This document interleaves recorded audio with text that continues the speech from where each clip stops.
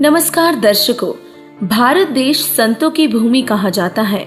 इस पवित्र भूमि पर अनेकों संत, भक्त, ऋषि मुनियों से लेकर देवी देवताओं के अवतारों का जन्म हुआ है। आज हम आपको भगवान श्री कृष्ण जी की लीला के साथ संत कबीर जी, जिन्हें भक्तिकालीन संत के रूप में भी जाना जाता है, उनकी लीलाओं का वर्णन करेंगे एवं जानेंगे ऐसे तथ्य जो चौंका देने वाले होंगे। भगवान श्री कृष्ण जी की किन लीलाओं के कारण लोग उन्हें परमात्मा मानने लगे और पुरुषोत्तम जानकर उनकी भक्ति करने लगे।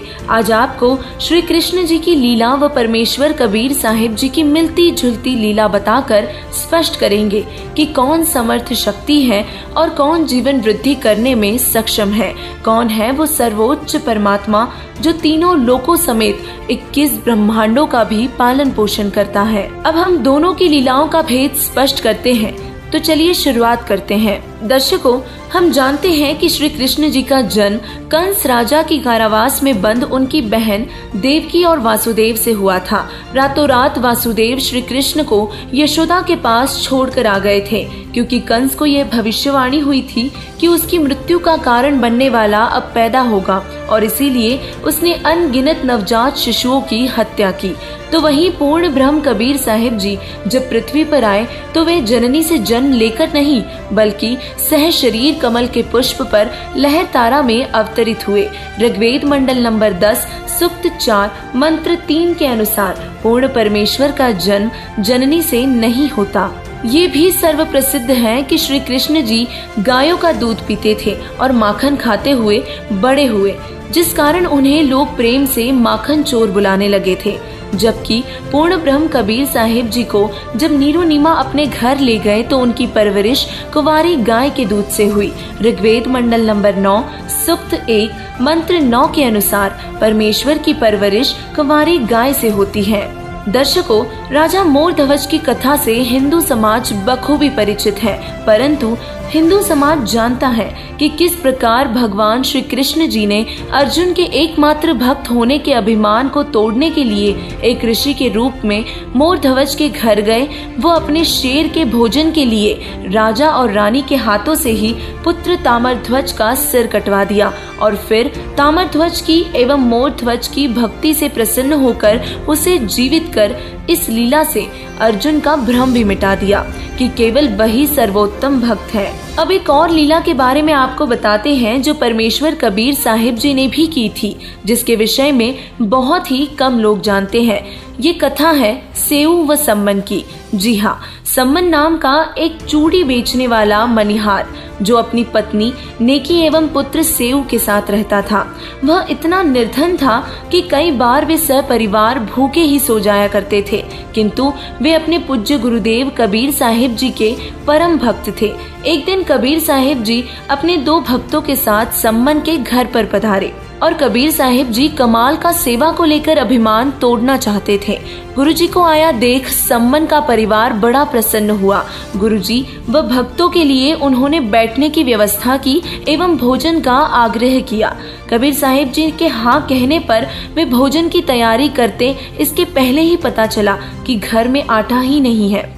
नेकी आस पड़ोस में उधार लेने गई, किंतु उसे नहीं मिला। क्योंकि वे भक्त थे, इसलिए ये जानते थे कि संतों के भूखे जाने से नगरी उजड़ जाती है। अतः इसी कारण सेऊ सेठ की दुकान में सेंध लगाकर आटा चुराने गया। सेठ के पकड़ लेने पर उसने सिर बाहर निकाला और सम्मन से अपना सिर कटवाने की प्रार्थना की। सम्मन जानता था कि यदि सेठ सेऊ को राजा के पास ले गया तो गुरुजी की बदनामी होगी, और इसी कारण उसने सिर काट दिया और आटा घर पर दे दिया। उधर नेकी ने खाना बनाते हुए पुत्र का सिर और धड़ घर लेकर रखने के लिए कहा।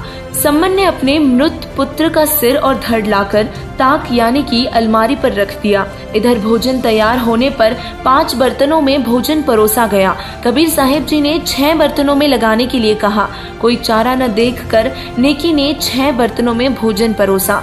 कबीर साहिब जी ने सेऊ को भोजन करने के लिए आवाज लगाई और सेऊ भीतर से दौड़ता हुआ आ गया, जिसकी गर्दन पर कटने का निशान भी नहीं था। सम्मन ने भीतर जाकर देखा तो ताक पर मात्र रक्त के छींटे पड़े थे।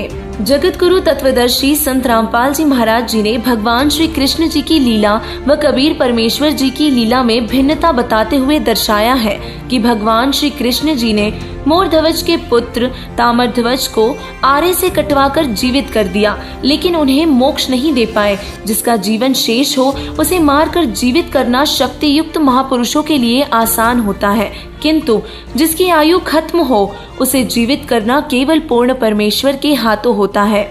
जिस समय कृष्ण जी के एकमात्र भांजों एवं पांडवों के अंतिम वंश अभिमन्यु की मृत्यु हुई थी, तब वे उसे जीवित आखिर क्यों नहीं कर सके थे।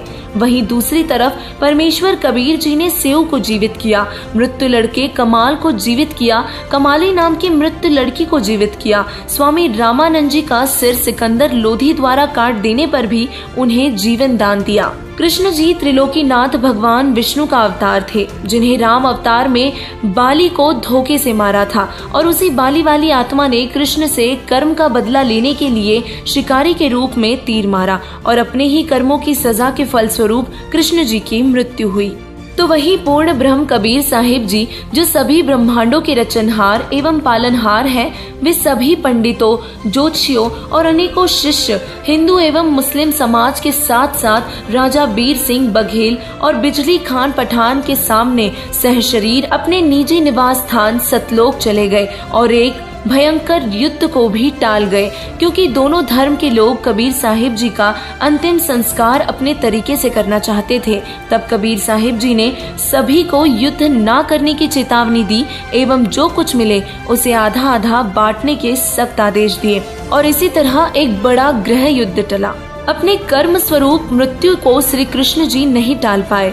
दुर्वासा ऋषि के श्राप से मर रहे 56 करोड़ यादवों को कृष्ण नहीं बचा पाए थे तथा मृत्यु से पूर्व पांडवों को पाप के कारण हिमालय जाकर तप करने और शरीर गलाने के लिए कहा। तो वही पूर्ण परमेश्वर कबीर साहिब जी ने अनेकों कर्म बंधन एवं पाप नष्ट किए हैं, लोगों को रोग मुक्त किया, जिनमें सिकंदर लोधी, जिसे जलन का भयंकर रोग था, शामिल है।